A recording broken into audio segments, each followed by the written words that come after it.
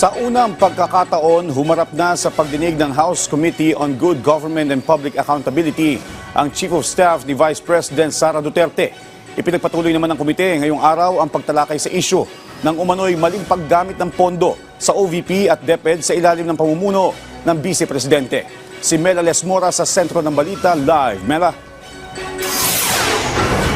Joshua, dismayado ang ilang kongresista dahil may mga ilang opisyal ng Office of the Vice President na hindi na naman dumalo sa kanilang pagdinig ngayong araw. Pero sa unang pagkakataon nga ay humarap naman ang Chief of Staff ni Vice President Sara Duterte. Pasado alas 10 ng umaga kanina nang umarangkada ang ika-6 na pagdinig ng House Committee on Good Government and Public Accountability ukol sa umano'y maling paggamit ng pondo ng Office of the Vice President, gayon din ng Department of Education nung ito'y pinamumunuan pa ni Vice President Sara Duterte. Sa unang pagkakataon, humarap nga ang Chief of Staff ng OVP na si Yusek Zuleika Lopez matapos ang naging paulit-ulit na pagpapatawag sa kanya ng komite. Git ni Lopez, nagkaroon siya ng emergency concern abroad, kaya't kinailangan niyang umalis at nagpasalamat naman siya sa pangunawa ng House panel. Kung si Lopez, humarap na ang OVP Assistant Chief of Staff naman na si Asek Lemuel Ortonio, hindi pa rin humarap sa pagdinig.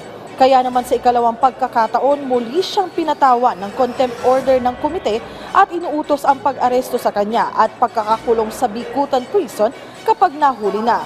Hindi kumbinsido ang liderato ng Good Government Committee sa naging paliwanag ni Ortonio kaya hindi siya nakarating at ikinainis ng mga kongresista ang tila pagdadahilan na lang umano ng iba pang opisyal ng OVP na paulit-ulit na lumiliban sa kanilang pagdinig.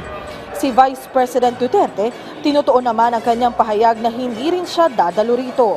Samantala, bago naman ang pagdinig, naghain ng bagong panukalang batas kanina ang liderato ng House Squad Committee na nabuo nila mula sa kanilang mga pagdinig. Yan ang House Bill number 11117 o Proposed Fraudulent Birth Certificate Cancellation Law na naglalayong mapabilis ang pagkakansela ng mga birth certificate na iligal na nakuha ng mga foreign nationals sa bansa. Joshua, sa mga puntong ito ay nagpapatuloy nga itong pagdinig ng House Committee on Good Government and Public Accountability at kani-kanina lamang bago tayo umere ay isa dun sa kanilang mga sinisita ay kung bakit yung mga travel order ng mga opisyal ng OVP na hindi dumalo dito ay walang specific location na nakalagay kung saan para matrace sana nila kung saan talaga dapat puntahan ng mga otoridad itong mga OVP official at masundo at mapaharap nga dito sa pagdinig. Mamaya, Joshua, aalamin pa natin kung ano pa yung mga ibang issue, yung mga bagong usapin na ungkatin ng mga kongresita dito nga sa OVP at DepEd. Joshua? Maraming salamat, Mela Lesmoras.